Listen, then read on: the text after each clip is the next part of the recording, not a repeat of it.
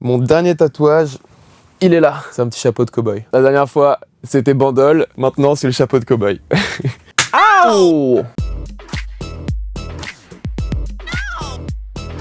Parle-nous de ton nouveau titre, All Night Long. C'est un titre que j'ai fait avec David Guetta et Easy Bizou. David, ça a toujours été pour moi une très grande inspiration et faire un morceau avec lui, c'est un petit peu une consécration pour moi, en tout cas une grande fierté. J'ai joué le morceau pour la première fois et la réaction du public était assez sympa, donc je suis très content. Le prochain feat de tes rêves, c'est quoi? C'est une bonne question, j'ai plein de feats de mes rêves. Je pense que le chanteur avec qui j'aimerais le plus bosser, c'est Harry Styles, je l'adore, j'adore sa musique et je pense que ça pourrait faire un bon mélange entre nos deux univers. Il fait quoi quand il ne fait pas de musique, Kungs? Il joue beaucoup au tennis. Ivanka, ma femme, me dit souvent qu'elle a l'impression d'être avec quelqu'un qui est en sport-études. Ça me prend beaucoup de temps et en même temps ça me fait beaucoup de bien.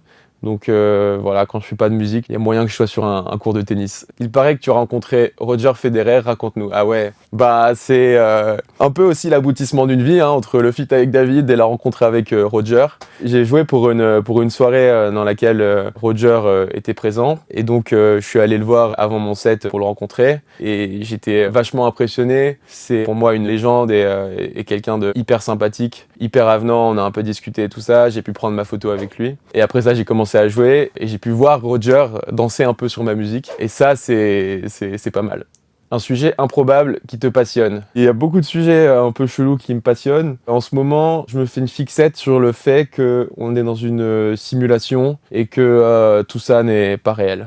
Ton moment le plus gênant sur scène, raconte-nous. Il y en a un aux États-Unis, mais ça remonte à un petit moment. J'ai fait l'ouverture pour un groupe qui s'appelle Panic! At the Disco et le public vraiment connaissait pas du tout ma musique et savait pas qui j'étais. Et donc j'ai ramé comme ça pendant une bonne heure et j'ai ouvert une bouteille d'eau pendant mon set qui en fait était de l'eau pétillante et elle venait de secouer pendant une heure avec la vibration des basses. Et en fait la bouteille a explosé dans mes mains. Je me suis retrouvé avec les platines inondées.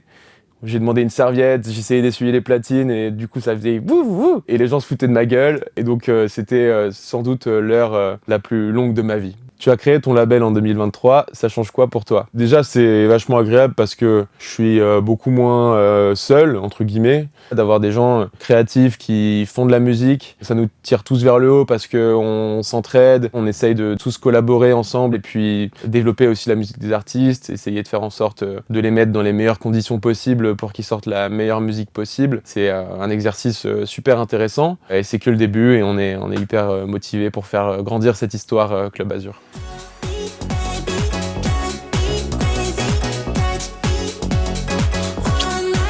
À bientôt!